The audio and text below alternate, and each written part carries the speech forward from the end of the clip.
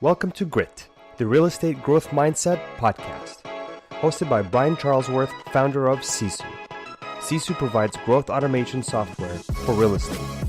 You'll hear stories from real estate thought and technology leaders, team owners, and brokers on how they grew their business in a rapidly changing industry. You'll learn how to transform your brokerage and teams into a high-performing and analytics-driven business so you have a new, durable, competitive advantage against disruption in your market. So let's get right into it. All right. Hello, everyone, and welcome back to the Grit Podcast. I'm Brian Charlesworth, the founder and CEO of Sisu and your host of the show. And today I have a special guest with me who I got to know probably about 90 days ago. And that's the great thing about being in the position I'm in. I get to meet people like Robert Lucido. Robert's our guest today. Robert is with Lucido Global, and he really heads up. A lot of people know Bob Lucido. I know he's KW famous anyway, and I think beyond that. Robert really does all the systems, operations, and development for the company. I'll let him talk more about that. But I think you guys are now over 50 locations. Is that right, Robert? We're approaching 50. We're about 45. Okay. So huge team, and I want to emphasize team. And so we'll talk about that here in a few minutes. And I'd love to just start by getting your background, Robert. I know when you first met me, I had these jerseys in the background, and you were drawn to that because you were a professional athlete, not basketball, but baseball. And, you know, when I Google you to try to learn more about you for this podcast, you know, there's baseball pictures everywhere. So Wasn't tall enough to play basketball. So, yeah. So let's talk about that. You know, the name of this podcast is Grit, Real Estate Growth Mindset. But really the grit is what I want to key in on because, in my opinion, that's the most important thing for someone to be successful in anything.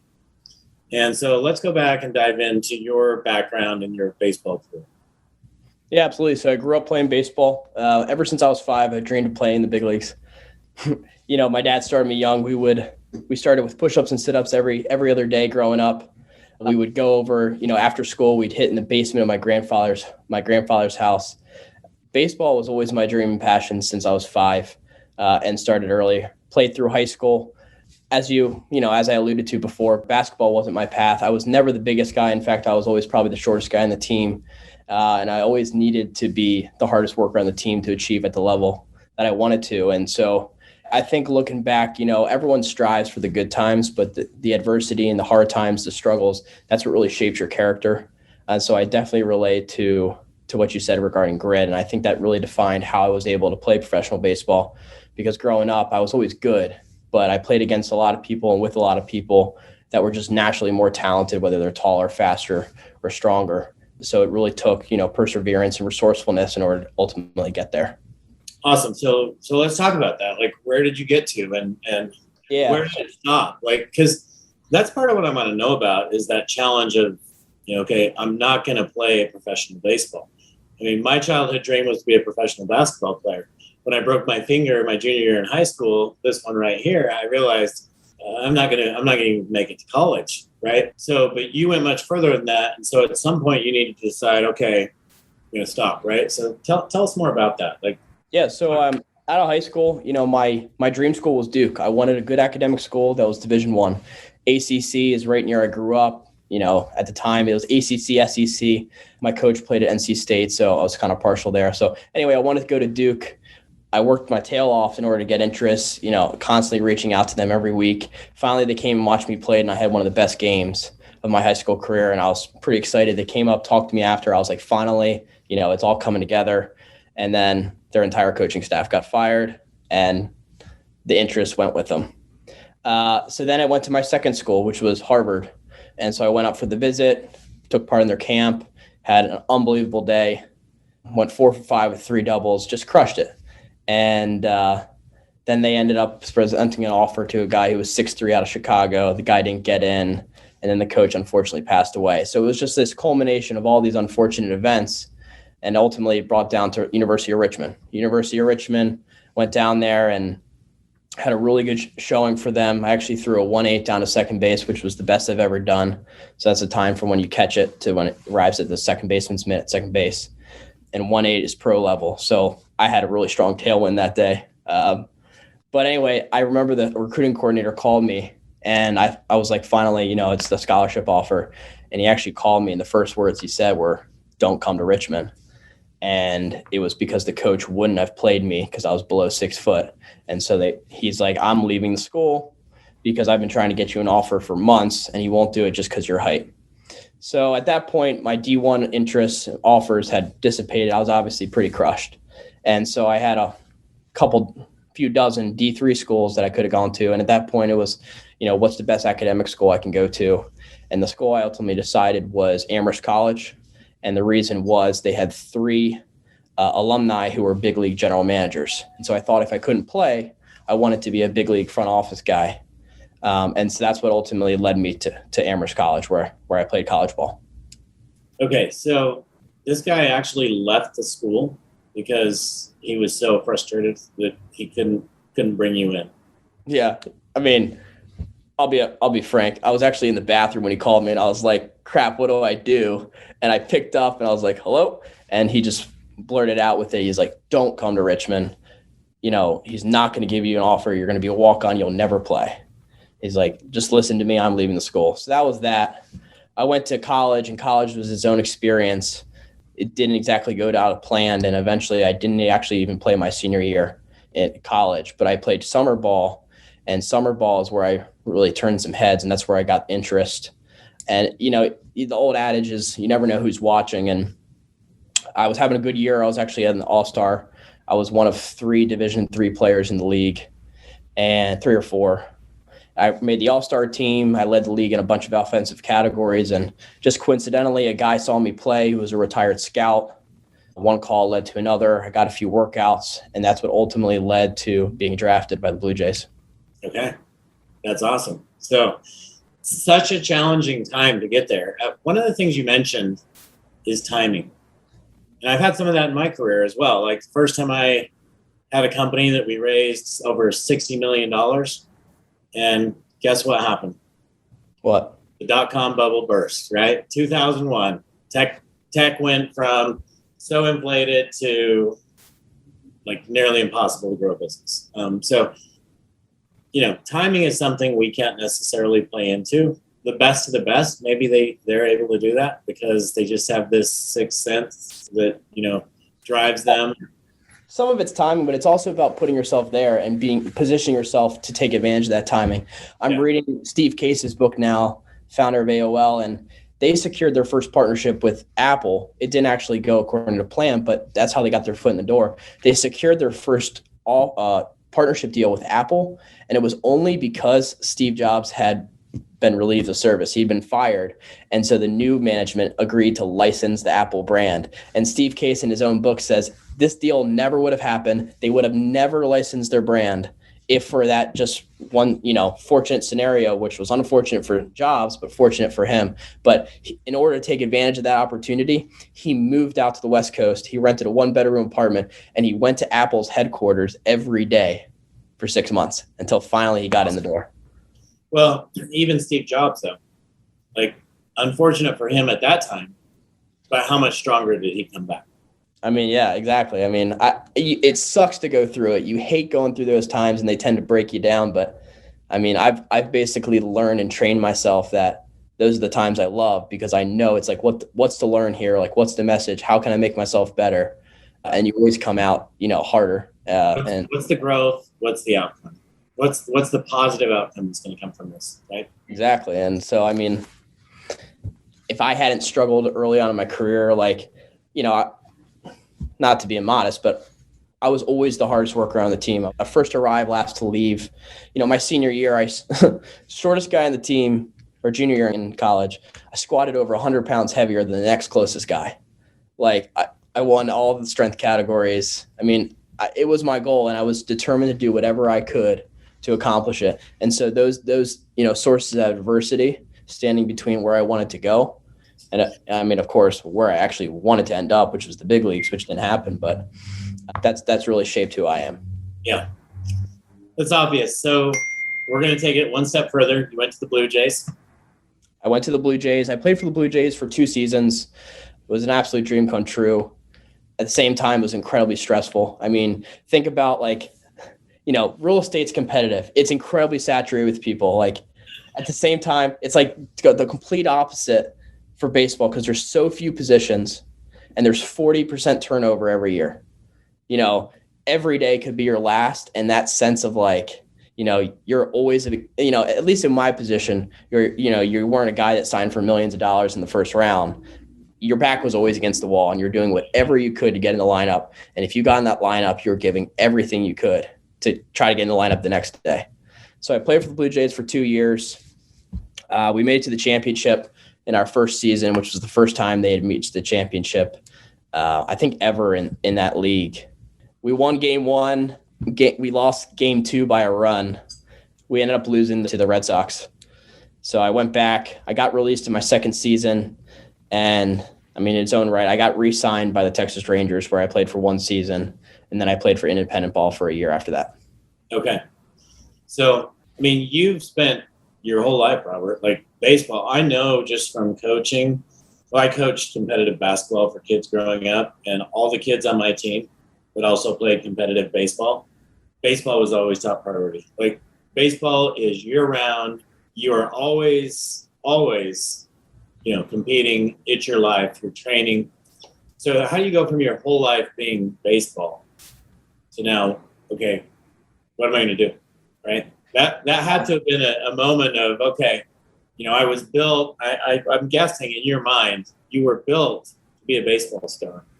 And now, maybe not because you were a little bit short, but but now, like, what's this great thing you're going to do with your life? Because I know somebody as competitive as you, like, you want to make great things happen.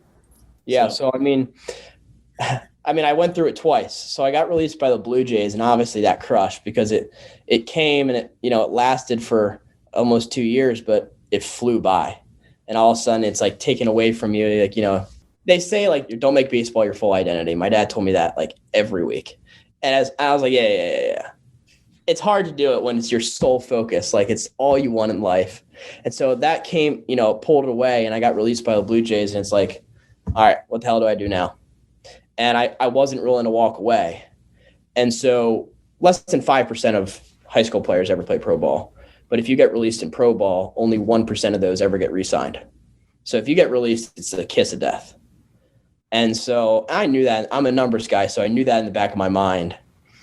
But I was, I wasn't ready to walk away. I wanted to exhaust every possible opportunity. So, I worked my network just like, all realtors work their SOI. I worked my network trying to get in touch with people. And ultimately what it came down to was just cold calling. And there are no public numbers for the front office. So I would just call the stadiums and just bullshit my way through. I would call ticketing or stadium operations. And I would just talk my way through. And so I remember when I did call the Texas Ranger Stadium, I called stadium operations and, I just said, hey, I just got disconnected. Can you put me through to Kip? 1 second, sir. I was like, all right.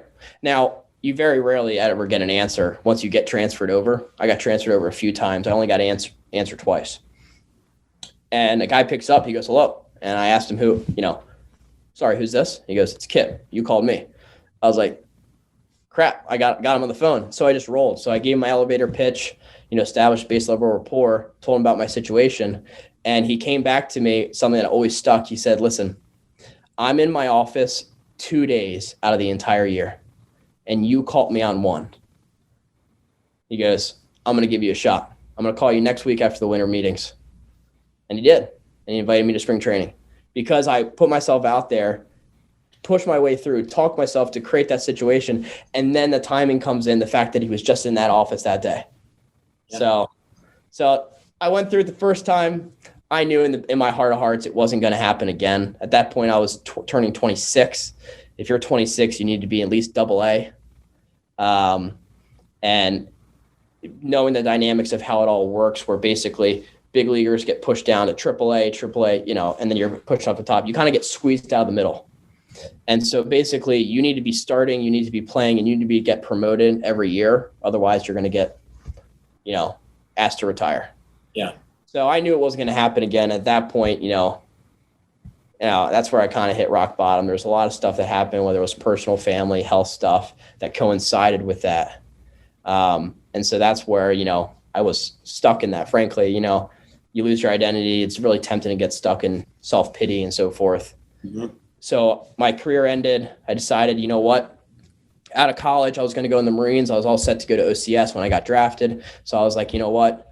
I always knew that, and still it's going to be one of my biggest regrets, but I hung up the cleats, moved back up to Maryland to be close to Quantico to go into the Marine Corps. And I thought it was, again, going to take 3 or 6 months to get ready, get shipped out. And it took 2 years. So I had a sprained ankle and I got sick while playing in the Dominican Republic. And those two things held up my medical clearance for 2 years. And so I was stuck at home. I'm a guy that needs to be in action, needs to be making progress. And I was sitting at home for a year waiting for the call from the Marines, stuck in that state. And so looking back, that's not something I'll ever do again. Yeah. So let's talk about rock bottom for a minute, because I think we've all hit it. I know I've hit it a few times in my life. What's rock bottom for me may be different than rock bottom for somebody else. We all have our own journeys, but you're there. And so what's the next move? Like, how do you get out of that, right? And how do you elevate? Your life was here, now it's here. How did you make that happen? Have you read 12 Rules for Life, Jordan Peterson? I have not. All right, I'm going to have to send you a copy. It's my favorite book. I've read it 3 times. 12 Rules for Life. Yeah, there's actually the second one just came out. I actually suggested it to someone who's a close friend, and they were so appreciative that they actually arranged for me to go out and meet the author. We all went out together. Oh. The guy's incredible. I read that book 3 times when I was in that rock bottom state. And so I'm a big believer in it. And basically, if I was going to boil it down into one sentence, life is full of suffering. It's inevitable. We're all going to hit challenges, adversity, whether it's from natural or whether it's from, other people's malevolence. You need to have something to counterbalance it with. And so ultimately the answer was progress of some sort. You need to set a goal and you need to make progress towards that. It can be a little goal, and then you go a little bit bigger, then a little bit bigger, then but you need to be making some sort of progress so you have some level of fulfillment towards that end goal. And that's what it came down to me. I think progress is happiness. I mean, even, so many people think, I'm working to retire, right? I'm working to retire. Well, if you're working to retire, when you retire, you're going to realize it's not that glamorous because you're not growing anymore. You're not making progress. You're not going to be happy. So, find something you're passionate about and do it for life, right? 100%. Do something else for life, but do it for life, because the minute you sit your butt down in front of that TV and that's your everyday, that's when life sucks. It does. And it's the difference between short-term fleeting happiness and a life of meaning, a life of fulfillment. I really perceive those things as differently. I mean, you can pursue short-term happiness. You can go out and get hammered or whatever, have a good time one night. But in the heart of hearts, if that's not getting you any closer to something that would deliver full meaning and something that's sustaining, and something that's going to help you grow and help you balance off that sense of suffering that's going to lurk down the door or around the corner. Someone's going to get sick, the tragedy is going to hit. You need to have something to counterbalance that. So that's why I'm super motivated in terms of pursuing meaning, charting a goal, charting a bigger goal, and working as hard as I can to get closer and closer to those big goals. Yeah. So, we could just end the podcast right here. And I think everyone's gotten the value that they came for today, but we're going to keep going. If they read that book, they don't need to listen to me. That book's way better than I can do. It's unbelievable. So I will download that book. I like to listen to my books. It allows me to multitask when I'm exercising or driving or something like that.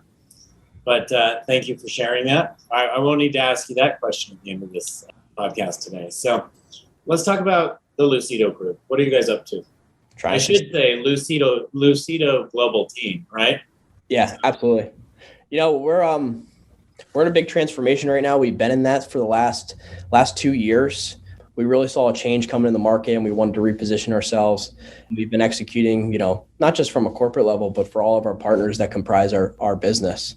So at the end of the day, it's always about helping our partners achieve their goal. And that's boilerplate or whatever. So, what does that mean? Whatever it means to the partner. Everyone has goals, has family, has friends, has priorities. Money is just a tool. So what do they want to do with it? So we sit down with our partners and, and architect business plans for them. And then all those business plans, ramp up to the corporate level. So if we're helping them grow their business, grow their income, provide for the family, it comes back to us. So that's kind of how we approach it right now. Okay. So two things. First, you said you saw a change in the market. What does that change? What changes do you see in the market? We're gonna look at the market for a minute. We're gonna come back to Lucido. All right. There's a ton of disruption. So we're in a hyper competitive market here. We have big teams, but we also have a lot of disruption coming from the low end of the market. Discount brokerages. We have a few brokerages that actually lose money on the brokerage, and they make their money from their title partner, which is a subsidiary. So we have disruption and competition from all sides. And so the model that brought us to where we were in 2019, we went from 38 million in volume in 2008 to 800 million in that time frame. And, we saw basically a contracting of margins, and that largely coming from competition on the downside. But then also you have a disruption coming from technology, which can be a positive disruption. And so basically we saw these, market conditions shifting underneath of us, and we wanted to reposition ourselves and really take control of our destiny rather than letting the market dictate, our level of success. Okay. So we'll jump back to the team and then we'll come back to the brokerage again. So you just said 800 million. That was a few years. We'll be well over $1 billion this year. Okay. So I was going to say you're approaching $1 billion, but it sounds like you'll be over $1 billion this year.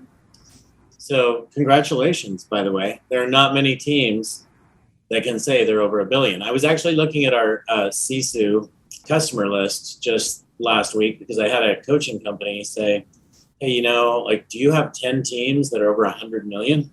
And, he's like, did we get a sample data of conversion ratios from those teams?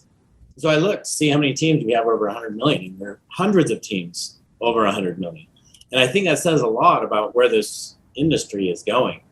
The fact that this company that just started 2 years ago, we have hundreds of teams doing over 100 million in volume. I remember when that was everyone's goal. Oh, if I can only get to 100 million in volume, right? You remember when that was your goal? I wasn't in the company when the goal was 100 million. I was still in college at that point. I can't take credit for everything that my parents, the rest of the management team and every part of this organization's created. I've been here for the last 2 years, and, I've been really proud and humbled to contribute in the ways I have for the last 2 years, but I certainly can't take credit for the first 700 million of production. All right. So you've been focused on systems, operations. Let's talk about that. What are some things that you're doing that are making a difference? If you've been enjoying Grit, please help us continue to grow the channel by leaving a 5-star review and sharing it with a friend. Now back to Grit. For us, it all comes down to the value of time. So our target agent, we have agents across the entire spectrum. But if you're going to ask me who our model is really, really, really good for, it's the agent that is approaching their capacity. Solo agent, typically we see a solo agent reaching capacity around 40 units in a calendar year. But we don't stop there because, again, if you're comfortable doing 40 units a year and you just want to manage your whole business yourself, you don't really want to do any other things and you want, your 100%, there's a lot of other options in our market. We want someone that doesn't just want a real estate job. We want someone that wants to have a career, that wants to have a true business and wants to become, go from being a realtor to a business operator. That's where we thrive. We help people not just do brokerage, but to get rental properties. We had a conversation with one has graduated from the rental properties, is now pursuing multifamily assets. So we help people not just grow an incredible real estate business, where they're not capped at 40 units, where they, 100 plus. Our goal is to get people to grossing over $1 million just from their brokerage business. But then it's what do they want to do with that? And because of our network, because of Bob and Tracy's experience, we have the connections and the experience in place to help them avoid paying the dummy tax. So you've built an incredible business. We're partners in helping you get that scale, get that leverage, get that level of support and tools you need to have a business that throws off $1 million for you. What else do you want to do with it? How can we help you develop a true real estate business that way? Okay, so I think most teams focus on bringing in an agent and helping an agent get to $100 or $200 or $300,000 in income. Whereas you guys are a little bit different. You're focused on bringing in these high-performing agents that may be a little bit tapped, and you're saying, let us help you get to $1 million. I guess, the way I was thinking of before is like, kind of call them like forest agents. So we want people that can see the forest through the trees. In other words, there's tons of agents that see the trees and say, oh, I want 90% or I want 100% of that unit, because they kind of perceive like a self-limiting principle around it, where they think in the back of their mind, they're only capable of doing 20, 30 or 40 or whatever it may be. Yeah. We really want the people that say, I don't want just 20. I want to grow each year, and I want to get to $1 million. I want to get to well over $1 million. I want to have an incredible level of financial freedom around it so I can accomplish anything I want for myself, my family, and so forth. So that's what we're really focused on. Again, like our model is extremely competitive. We have agents. I mean, we just brought on, 2 more new agents in the last 2 days. So we definitely have that. We have the tools and resources to help them grow. We brought on one agent that was a new agent, and she's already in our top 10. We brought another one on last year that was new to the business, and he did several hundred, he made several $100,000 last year. So we have the tools and systems in place to help grow, train, and develop them. Mm-hmm. But what we're really focused on, again, our sweet spot is that person that's super hungry and wants to go from just being a realtor to being a business operator. And that's a big mind shift there, as I'm sure you know. Oh, yeah.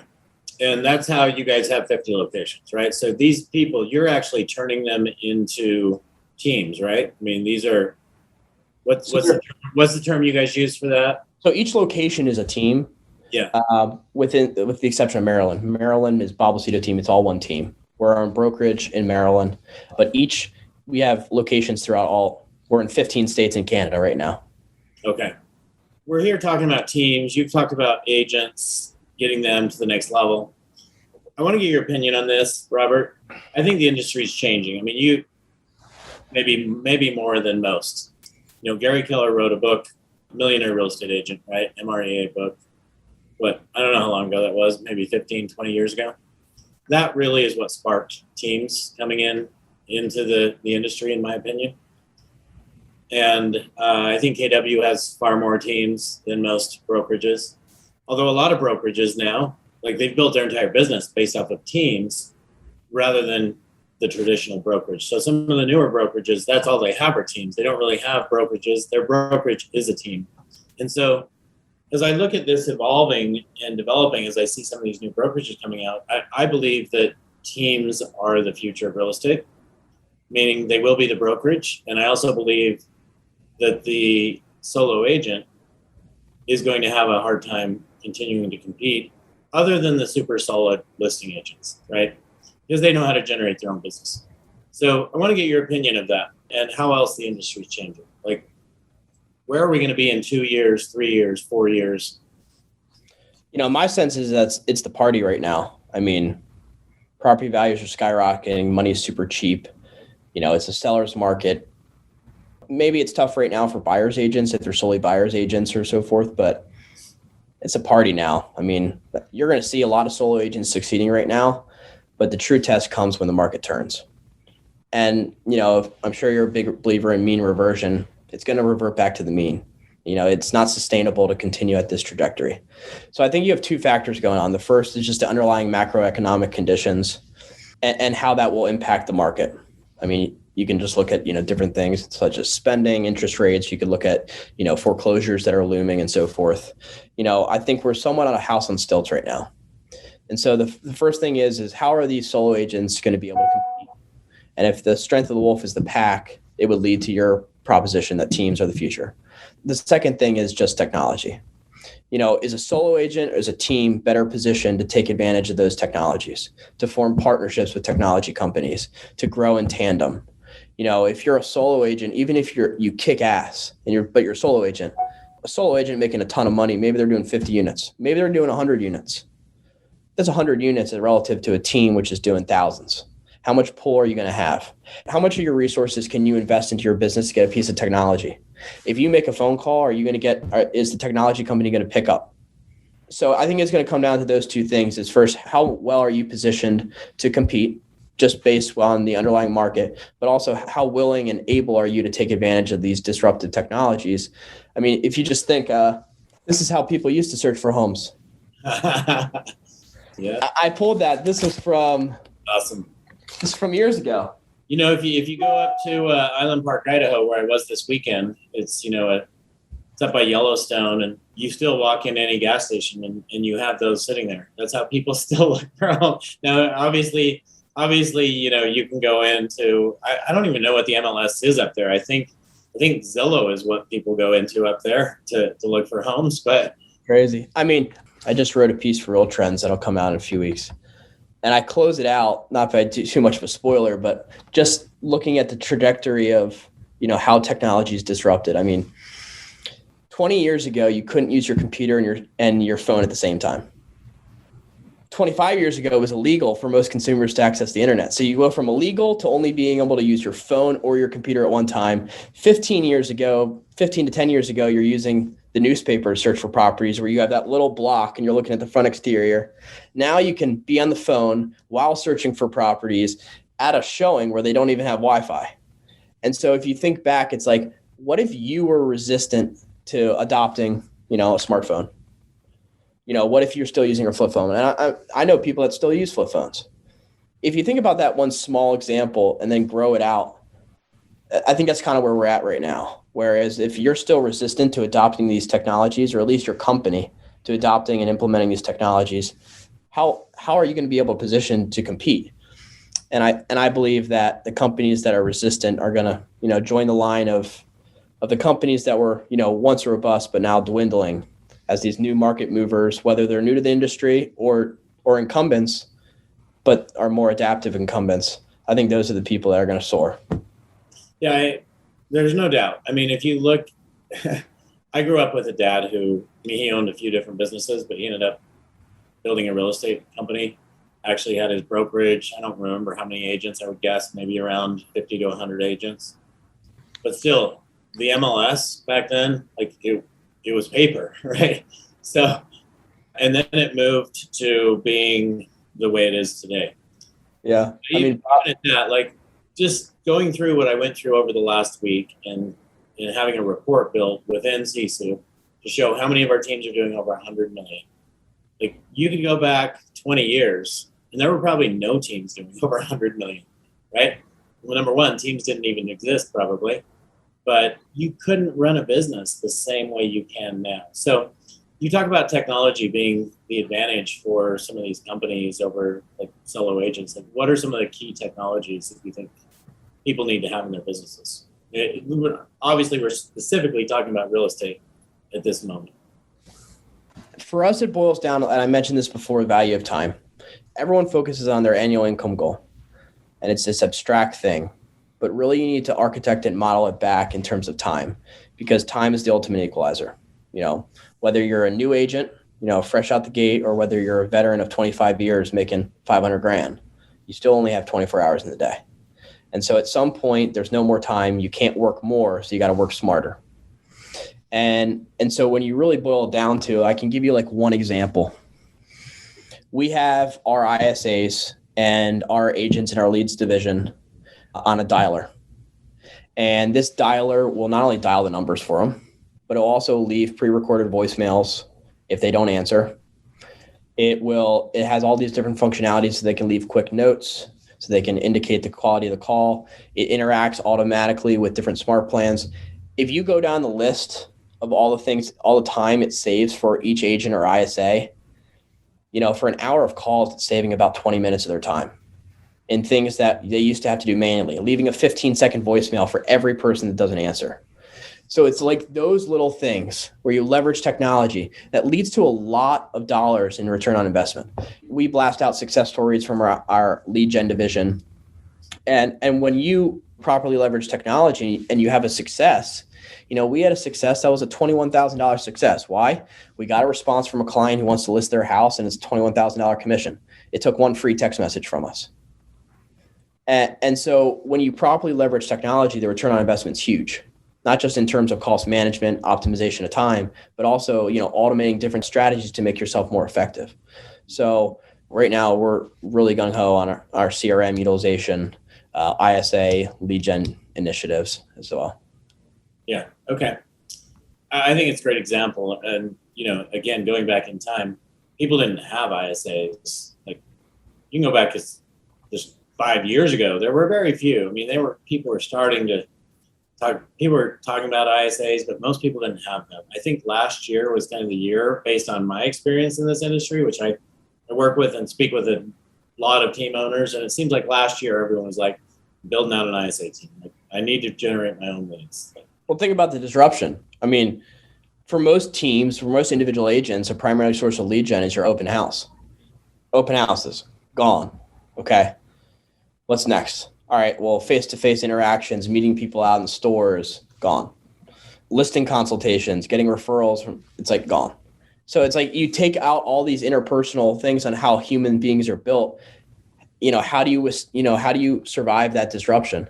We are fortunately ahead of the curve with our ISA program, and we just put gas on the fire last year. But you're 100% right. I mean, again, disruptions come, suffering, adversity comes. How do you pivot? How do you adjust? I mean, that was a huge disruption.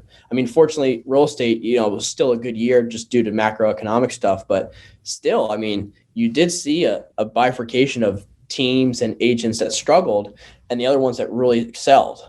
Yep. Because they were positioned with the systems, the resources, the personnel to capitalize on that. There was a vacancy in the market where people weren't positioned to capitalize on it. They didn't have an ISA division. They didn't have lead funnels coming in. They didn't have the systems of nurturing, qualifying, and setting appointments. So we fortunately did.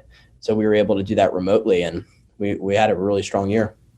Yeah, that's one of the things I love about what I do is we got to experience a lot of our customers have their best years ever. In fact, most of them did.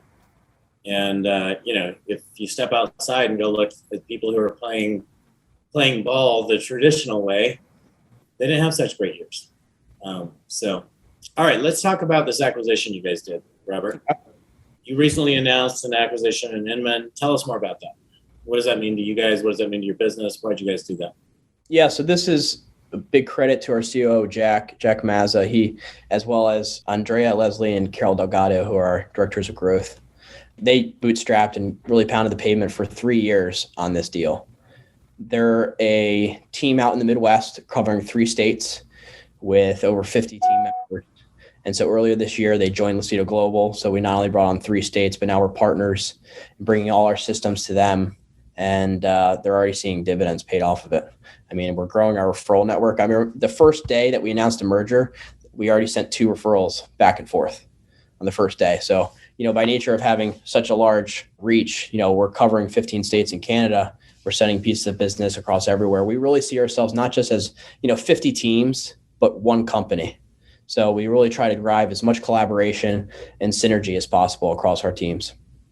Okay, so we have I don't know how many, but I would guess a very high percentage of people listening to this podcast are team owners or broker owners.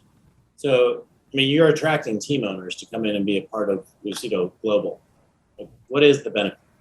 Benefit to the team owner? Yeah. Like you have these guys, they're your audience. Like why should they? Yeah, absolutely. And we're bringing on, so we have a minimum standard in order to entertain a conversation. We know we're not going to start a location from zero.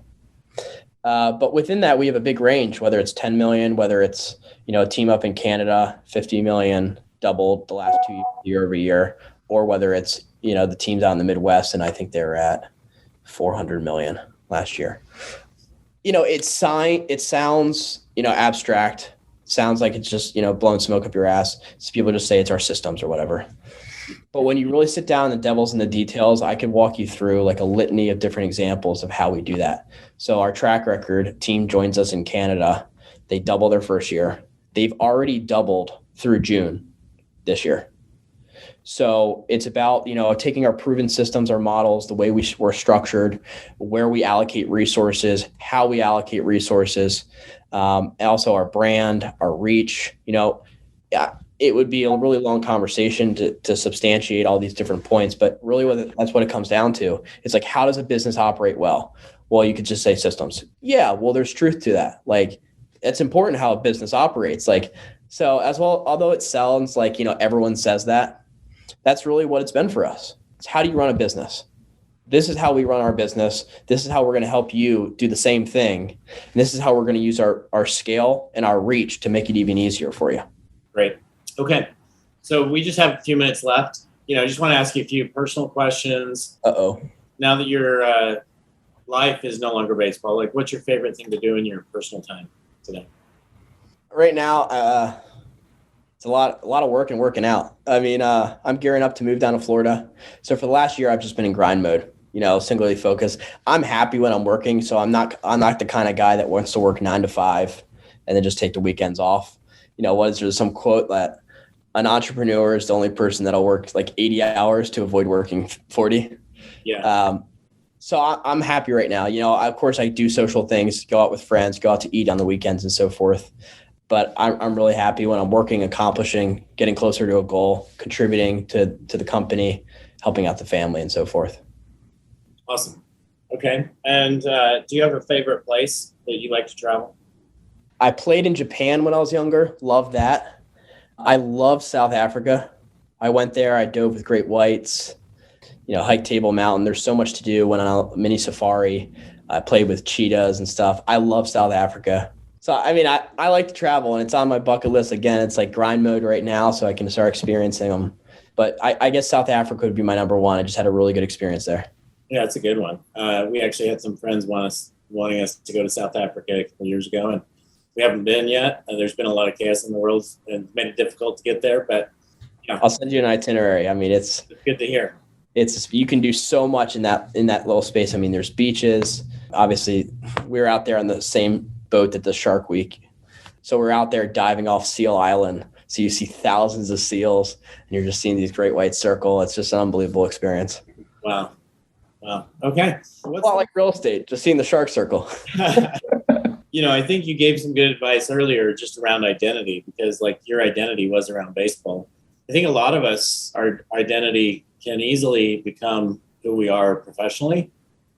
I don't think anybody wants to get to that, but I think that can easily happen. But what's the most important piece of advice you would give to our listeners today, just in closing out? I guess, if I'm talking to someone that is in that, in that rock bottom or near rock bottom place, just to do something. So I think back in so many different opportunities that came my way from like a secondary thing. So I did one thing, which led to one thing, which led to this big opportunity. And you're sitting there, like you're kind of, if you don't have any forward progress, you're sitting there and it's like, poor me. Or maybe if it's not poor me, but you just don't even know what direction to go in. Just start moving. It's like you're on a bike. If you don't move, you're going to fall over. So, and I know you're a biker, so you'll appreciate that. Yep. Momentum is everything, right? Yeah. Do something. And that's something, you'll find an opportunity there. And even if you don't, you just at least done something, you're going to feel better about yourself. But I guarantee you, just by doing something, it's going to lead to the next opportunity, which leads to the next opportunity. And next thing you know, I mean, when I started with the family company, it was because we had an emergency where they had to let someone go and I had to come in to schedule photos for our listings. Like that's how I got started here. And it was because I was stuck at home waiting to hear from the Marines. They called me. They're like, we need a big favor. I was like, tell me what you need. So that's how I got started. So I was stuck in that place. And ultimately just something I never thought I was doing. I was like, former professional baseball player, went to a really high level school. And I came in, the first thing I was going to do was schedule photos. So it's fine. Do something, which leads to the next thing, which leads to the next thing. Yeah. Great advice. How do people get a hold of you, Robert? If somebody wants to reach out, I'm sure people are going to have questions for you. You guys have done a lot of great things. So what's the best way to reach you?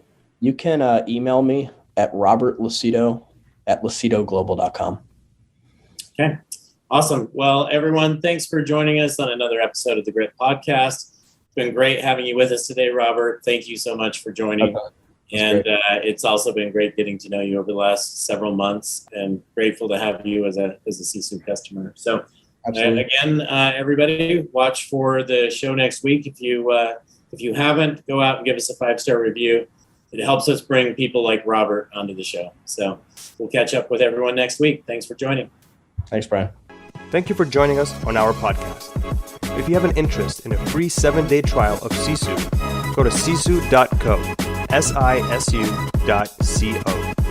Make sure that you use the coupon code GRIT, that's GRIT, to waive all your setup fees and receive a 10% discount on your subscription.